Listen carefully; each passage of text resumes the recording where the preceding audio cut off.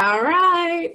Hi, everybody. I'm here with the beautiful Julia Ostara from Georgia. Hi. She's many things, but mostly I guess see her as an artist. And I've followed her for several years and see her develop into such a beautiful artist with Thank over you. time. And you can find all her stuff at thrivetrue.com, and I will put that at the end of the video too before. But I want to read just a small intro that I picked off her website. So Julia is an artist, author, brave heart, explorer, farm girl, grateful guide, mystic, mountain mama, playful painter, reverend, sweet sunshine, revivalist, wild, wonderful weaver. I love that.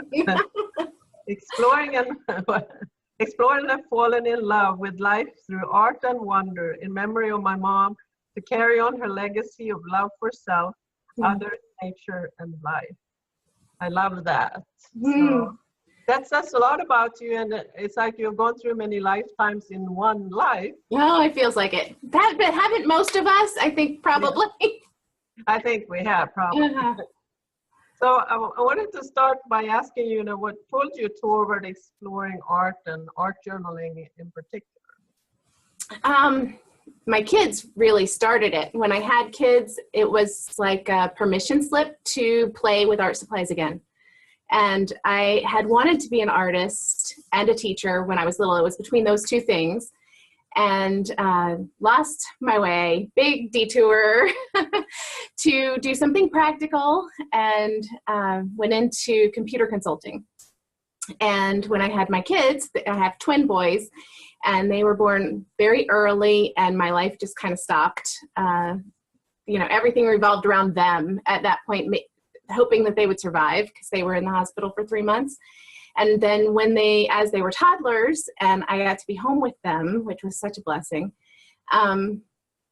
we started playing with art supplies. And I got back in touch with that part of me that I had, all but forgotten was even there as I was navigating the business, professional career side of things. So that's how I started, was playing with them and from a place of play. And then when my mom died, it turned into more a therapeutic, healing, healthy way of navigating those emotions that I was going through. And I'd say that's when the art journaling side, how it went into that from just playing with art supplies. Yeah, it's exciting that art journaling can take you to the ends of the world, really. It really is. It's a way to explore our journey here, right? With in a healthy way, that to get it out of our head and out of our heart too, very much so.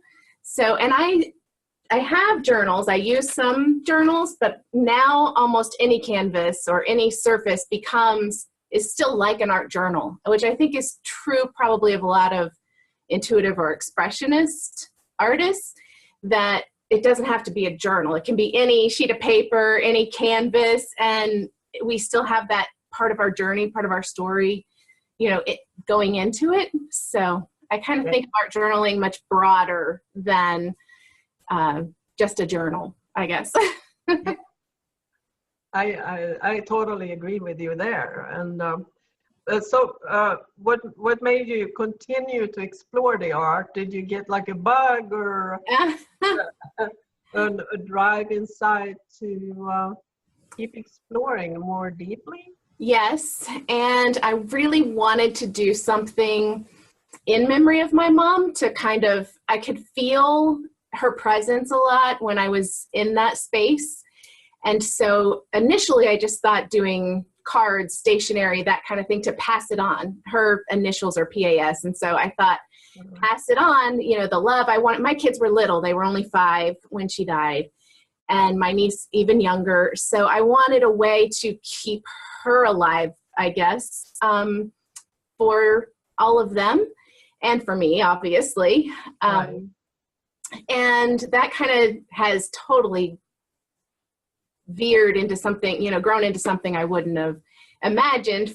I just wanted it to start as this little inspirational thing, something that reminded me that there was still sweet in spite of, all that pain that we had gone through in that time. And so it was kind of just a reminder for myself when it started, what the messages I needed to hear to get through that. And then it just opened me, wide open to the possibilities of diving into ourselves, exploring the world, exploring our relationships, just so many things. I'm sure you probably feel similarly. Yes, it is a constant surprise, actually, how things evolve from you start somewhere and you end up somewhere totally different in a piece, and you don't know how it really happened. It just, yes. And I mean, it maybe not, I don't know what it would be like if I just sat down and wanted to make, a portrait of my son, so to speak, because I don't usually do that. Not that I haven't played with that, I have, and I'm usually disappointed when I attempt something like that isn't as exploratory, I guess, and I have this journal here I was going to share with you guys, which is, I don't know that I would call it an art journal. It's just a journal that I take with my kids outside. It's part of our homeschool, and we write our observations for the day and we draw in it. So this is like my little maple bloom from today. I use, one of those color pens that has the green, red, black, and blue. Yeah. So it's very limited. That's all I take with me. But this is like the drawing from what I see, kind of, that's like the more practiced thing. That is not usually what I do when I go to the canvas anymore, because I don't find that to be something new, I guess, to see. It's not the way I see it, if that makes sense. Yeah. So I don't want to be a camera, right? You don't either. Yeah, we don't need that. Yeah, not that I wouldn't love to have those skills and really be able to do that. I very much am in awe of those who really can do that well, but I don't have the patience or desire to do that personally. It is definitely more about the journey, which I think is what art journaling is largely about, when I greet the canvas. It's a place to explore the mystery of life, of me, of you, of it all, of nature. Yeah. So if you say you start a new canvas and you might have an idea, but can you take us through the process, more or less how you kind of build a piece of art on a canvas? Sure. The gift that I'm offering, the present Thrivival course that I did, that really goes through this in a lot more detail. So if everyone who would like to join that, I'd love to have you and see what you think of that kind of process. It's a great bonus, by the way. I have through that course, and I think it's wonderful. So this is one that's not done. I'm going to pick it up, and it's just on watercolor paper, because this is what I did for this prompt for this month. And here's where I started, in the corner. Oh, where's the camera? There it is, with this amethyst, and just I didn't know where I was going, and I didn't have anything, no big life question I needed to explore at the time. I wasn't even focused on the theme of the present particularly, but it kind of grew into it. There's a lot of symbolism. I think it's a way that we get to speak with that mystery, right? And that kind of, to me anyway, I listen a lot, and I feel that comes through. So I took that, and I don't know where this is going yet, but that's what I love about the art journal. If I don't do it in a journal usually, because I'm so messy. And so it's not that, so I usually pull the pieces of paper out of the thing and use them, or the canvas. And I had no idea. I didn't, I just started playing, dripping and splashing, and really that's my place to play. And that's how I feel about the art journal, and that's about how I approach most canvases now, but it wasn't initially. And I needed to free myself to play more. So then I just kind of forget the first layer and work on just greet it again another time, another day, and well, what wants to happen now? And I cut these little pieces out of sheet music, to kind of build my own little amethyst thing with all these crazy things. No idea if that's ever going to be a finished piece of anything, but I'm experimenting and playing, and that is what keeps it fresh for me, Right. so that I'm not trying to do the same thing. And then I had these flowers upstairs that I decided I wanted to add to it that were blooming. And I really liked the idea of the bulb and the roots from something else I was playing on. So then I wanted to pull that in. And I have no idea still, this is definitely wouldn't be finished. Maybe it won't ever be finished. That's part of also what I like about an art journal thing. You don't have to be focused on an end. Right. So I can keep going over and over with it. I might cut this out and use it in something else if I decide I don't like it this way. Right now I'm feeling like I'm going to go around this in some color to kind of bring it out, and then that might be it. It's a very freeing way of doing art. And then that same thing came into play on this guy here. I had not done these kind of shapes before doing that activity. And so I brought it in, and I've been playing with the idea of reflection. So how do these go together? Like this. And these are, canvases. And I just started with a marker, black and white, just very simple. It just is not blank anymore, right? And for me, there's tons of stuff in this little bit. There's sunshine, and there's treasure, and there's the diamonds in all of us, the stardust, Right. There's all kinds of stuff in that. And I'll probably paint over it. But I like the simple black and white struck me, so I haven't painted over it yet. It'll sit there. A lot of times I hang stuff on the wall or let it sit on the easel or wherever until it wants to kind of dance again. Yeah. Yeah, and everything has an energy, so whatever layers you put over it will still be there. So. Yes. And I think we've both taken some other courses with artists who take similar approaches, and that always has intrigued me, that depth that's within it and the mystery that's within it. And so I feel that I'm just drawn to probably similar artists who have a similar language or approach to things. Yes, but that is a very natural way of building art pieces, I feel, because it can take a lot of courage to do it, but at the same time you explore yourself as you go along, because you don't know how it's going to end up, really. Right.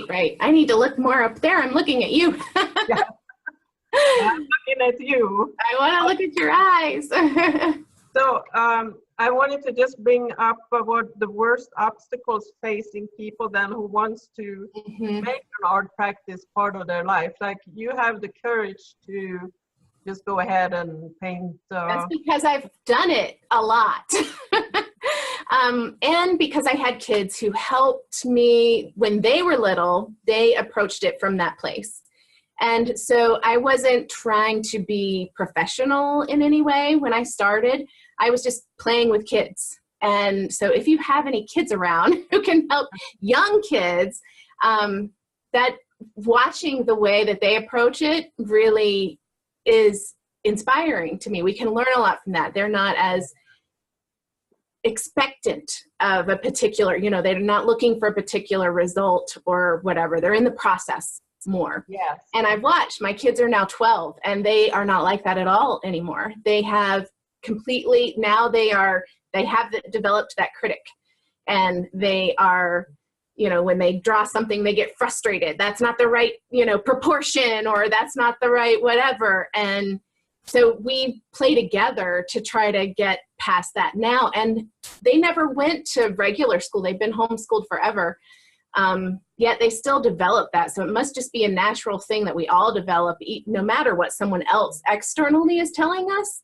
I don't know how it is, but something inside us starts to expect, with language and with the way we see the world, that's how it needs to be. And it's a weird thing where our imagination kind of hits that wall of, or the critic and the imaginer, if you will, kind of have it out. It's very interesting to me to explore that. And I think for me, getting past that, because I definitely have that critic loud. Once you start showing, you're sharing your work with others, right? That critic started getting louder. Like, oh, is that good enough to share? Is that good enough to show anyone? You know, you don't want to show anybody that. Like, right. Which is a great thing about an art journal, because if you're not caring about showing it to anyone else, I do think that you're more free there to play. And so it started with the art journal being the place where it didn't matter what I did, you know, how scribbly, how messy, how whatever it got through. And that's part of why I wanted to show some of these that were in kind of the messy still stage, because they don't always go like this one. I don't even know if I'll change it. It could be that simple for a long time, because right now that speaks to me. There's something there that maybe I need in that simplicity.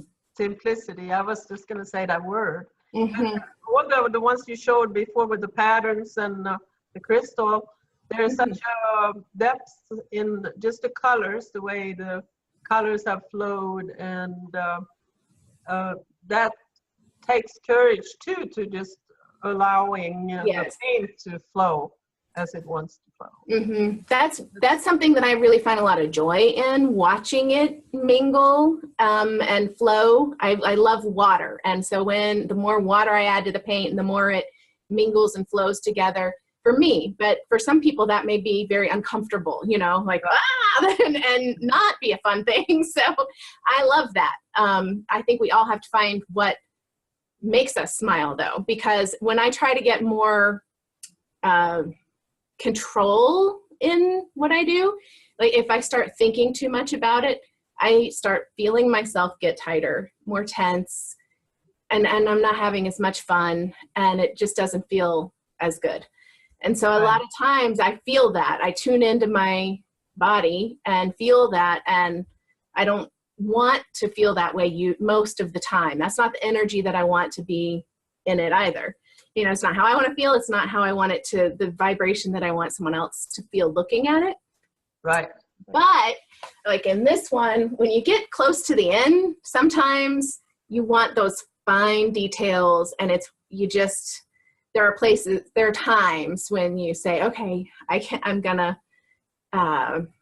polish it a little bit, or however you think of it. So there's a place for both, you know, and I think that it's that balance of loosening up and then being able to also focus in when you want to, when it's something that is worth it to you. But it's a feeling, you know, if it feels good and it feels worth it, then keep going with it. And if it doesn't feel good, try something else. Is kind of what I've decided. Put it aside, move to a different canvas, move to a different page in your journal, rip it out if you have it in a journal. I've done that, you know. Sometimes it can be good to have 2 or 3 things going at once. Yes, I almost always do. I wanted to show you guys this. This is kind of how my journal is these days, that it's in a bag. Love it. It's not a journal. And it's all these hard 8x10 canvas panels. Oh, yes. And so you could think of this as a journal, right? But because I like to get so wet with my layers, flowy, and because I like to add so many, I like to do these because they can take it. You know, they can take maybe more than this paper might withstand. That's pretty heavy paper, so it can do pretty well too. But these also are hard, so they're easy to take with me, you know, so I put them in the bag, and I have a thing of paint pens in there with me. So I have my messy spot in here where I make lots of messy backgrounds, like a whole stack of messy backgrounds. And then I can pull them out anywhere. So if I'm at the park with my kids, or if I'm in a waiting room, like I had all this dental work this month, or if I'm upstairs and my husband's playing guitar and I don't want to be messy because we're in the living room, I can then just doodle with it. Like I did this last night while he was playing guitar. And I was looking at a book for reference and playing with the empty space in between the flowers. Yeah. You know? And I wasn't paying any attention to what was already here. That had been there from some other day, some other time. And so it's kind of like a journal, but I don't ever worry about keeping the layer underneath. So it frees you from worrying about what that's going to look, Yes. you know, until I love it. And then it's time to quit, you know, Yeah. And that's a good one. So that's largely the process that I did in that in the present survival course. Yeah. So if people want to do that, this is similar to that, just really getting into the techniques on any given day, you know, on the canvas. I think that's an excellent way of just learning and taking part of, be more daring, you know? Yeah, it frees you from having to think, you know, oh, I have this canvas and I have to make it look nice, or, you know, make it worth it. If I figured, you know, there's a thing about efficiency, right? I went to business school, so so that whole idea about productivity and efficiency and all that stuff, well, that doesn't work in some ways for me, because I don't want it to be about how many canvases I produce, you know? Right. So I thought, well, the more I use this one canvas, the more I'm getting out of it value-wise, right? Money-wise. Right. I don't have to buy a new one until I love it. Right. So that's, I think, one of the big hurdles for people, depending on who they are, could be the supplies, the cost of supplies, and the variety, the overwhelming variety of supplies, which some of us may be a little supply junkie like me and have way too many, you know, because I like to play with them and experiment with them. But by making it simple and putting only a few things in the bag, I have no excuses. I just, you know, it's one marker and one piece of paper or canvas, whatever it is, you can still explore with. And then you can add as many supplies as you want as you go along, right? But all you really need is a notebook and a pen to get started. And I don't think I realized that in the beginning. You know, like I thought I needed to have golden paint, or I needed to have whatever, that size canvas or something, but you don't. I started with my kids' art supplies because that's what we had. So it wasn't until I thought I needed to change that, you know, in order to cross that bridge into like really being an artist instead of just playing. Yes. And I think that's, I don't know where we pick that up. We're all artists with whatever is, and anything that we can find, you know, to be creative with. So I don't know, getting over that, like unlearning some of the perceptions that various cultures have around the whole thing. And the perfectionist that we have. But I just was curious also too, when you get to the last layer, do you have special symbols that you like to use? I do, but not on purpose. Right. They've kind of just chosen me, and that's why I like doing this kind of, you know, playing in the, just drawing like in nature, because then they find me. I find what ones like, oh, I like that, you know, that's different than I've used before. And this one is one I've been playing with lately, the way this kind of sun is. Someone called it lace on a different one that I did. And I saw this little ad in a magazine that had a pretty door archway. And it had something similar to this, you know, imagine it this direction over the door. And I loved it. So I ripped that tiny little, you could only see that much of it in the picture, but I ripped it out and I thought, I want to incorporate that. So just what speaks to you, you know, finding things. And that wasn't that was an artist, but not a painter. That was, you know, whoever did the door, the ironwork, I guess, or whatever. So I like that too. I like finding it from other places, not other paintings. That's why I suggested people find something from around their home, you know, and do that prompt, because I feel that really brings your personal touch into it, or your personal space into it, instead of feeling like whatever marks. Then I don't care if someone else is using the same mark or not. I don't worry if it's mine or not. If it's in my life, it's fair game. Is the way I kind of look at it. Exactly. It's hard with social media, seeing so much out there, to try to wonder if you're being unique or what is your voice. You know, that to me can sometimes be a stumbling block. Right. I was a little bit for me. I did a lot of, that's how I ended up doing a lot of these layered paintings, was because I was frustrated with each layer. And so I just kept going, until I got something. And now I've learned to play with it more and to enjoy it more through the process. But it took showing up and putting your brave boots on kind of thing. It doesn't sound like something that should require that much courage, but a blank canvas can be very, overwhelming when you're beginning, before you've done enough of it to flex that muscle to say, I know I can get through this. And if I don't, I'll just set that one aside and start another one. Exactly. It's showing up and committed to it. Mm-hmm. I have found that what have brought me through the years of exploration is just wanting something inside, wanting to express and learn more and see what else I can do. And yes. So when you get over that first initial fear, start just more playing around, like you said, with colors and paints and whatever media, then things can take off and it doesn't have to be so serious. I mean, I hit that fear in about 5th grade that you're talking about. I have a journal I found not that long ago that has all these portraits that I had done, looking at magazines and portraits in 5th grade, 5th or 6th grade, around then. And that's when I stopped, because I hit that wall that said, I don't know if anyone ever said it to me that, oh, you're not good enough, but I thought it. Whether I ever got that message externally or not, that's the message somehow that I took in. And I'm in my 40s now.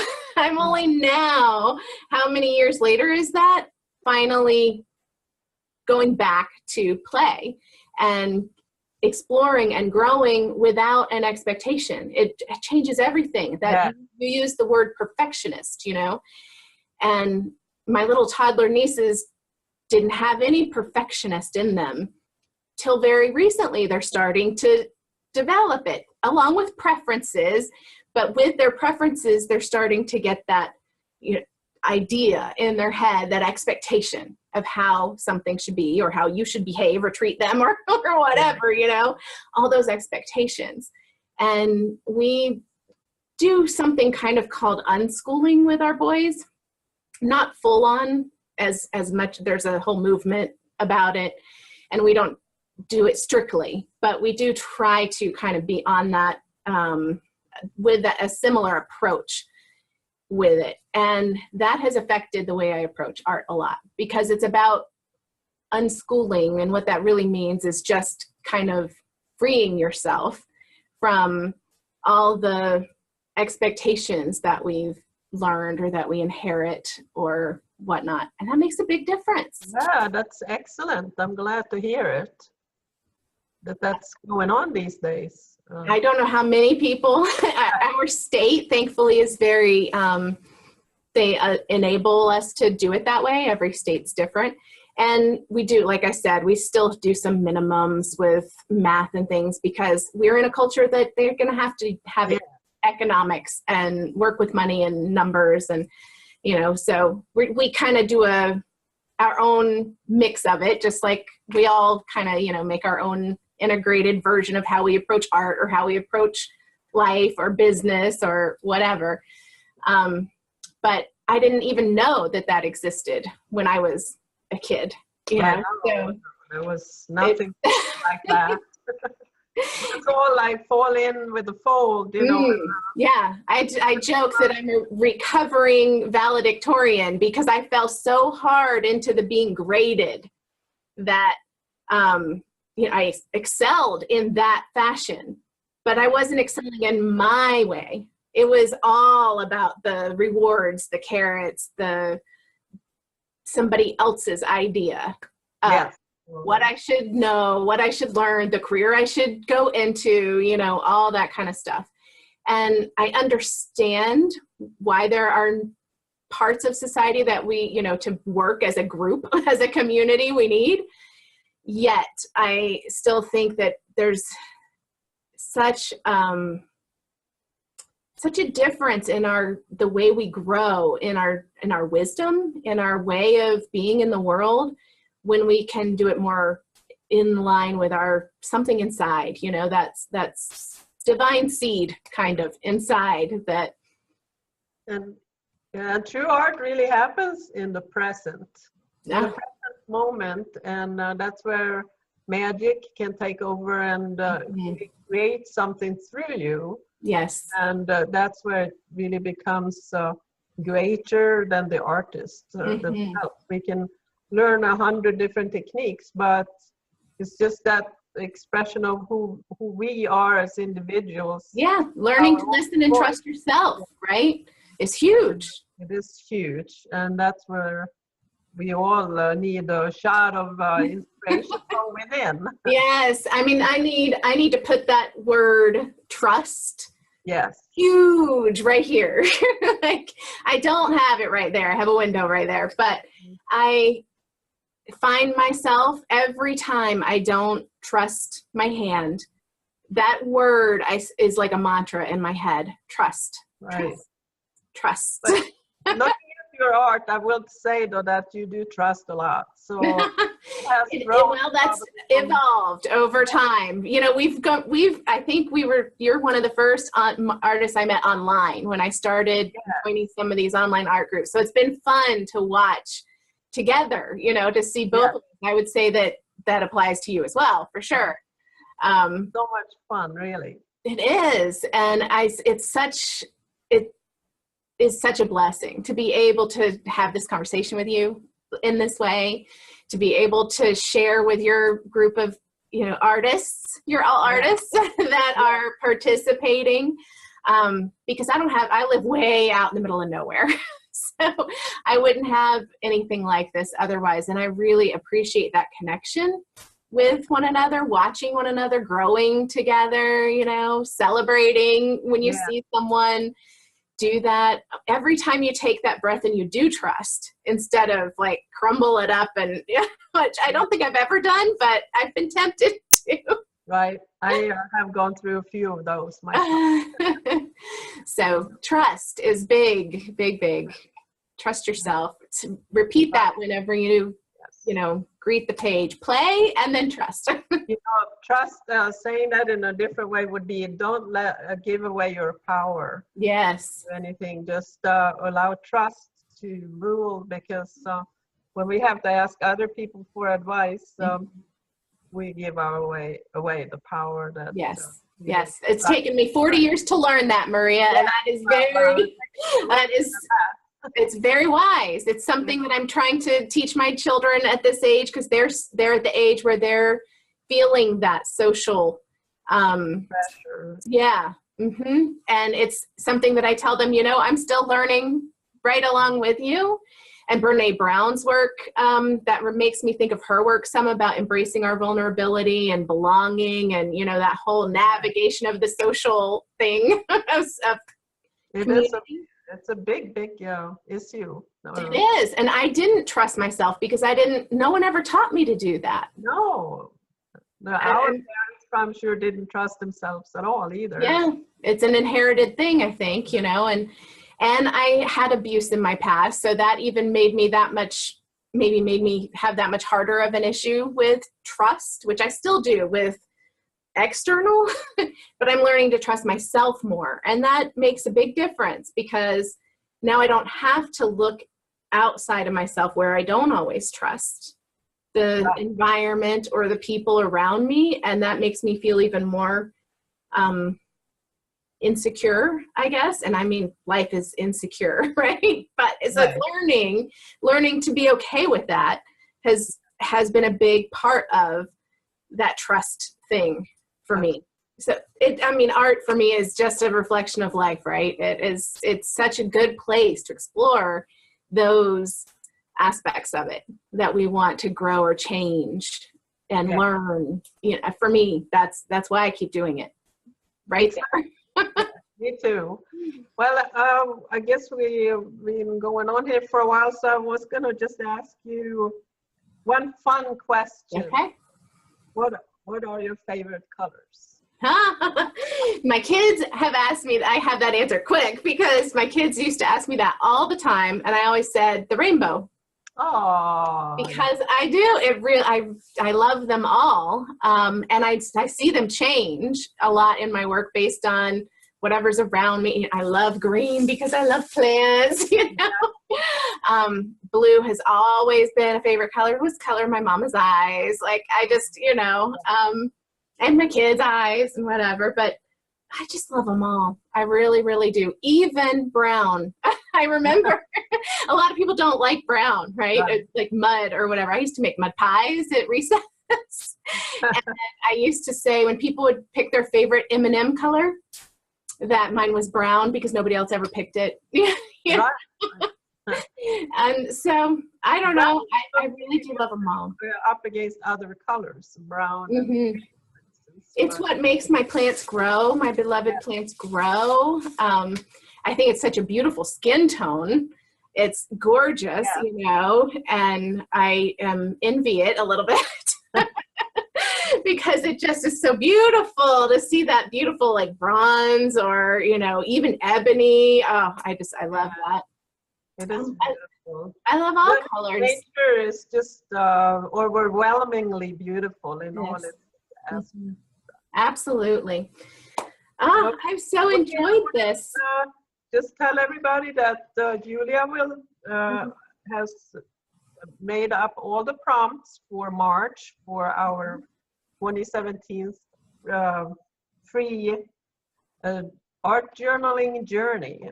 Mm-hmm. And, the fourth is a surprise. The fourth prompt is a really great bonus prompt that will take you through this wonderful process that she teaches. You can go to her website at thrivetrue.com and check out all her offerings and pictures and gallery of her art. And I'm really grateful that you came on to visit with us today. And I feel I know you a lot more even now. So. Mm-hmm. Ditto. Thank you so much for having me, Maria. I really enjoyed it.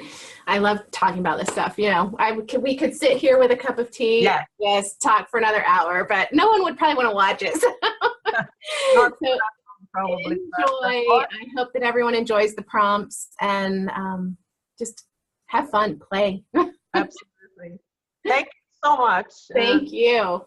You have a blessed artistic weekend. Thank you. Here's to a good year. Yeah. Cheers. Bye. Bye. Bye.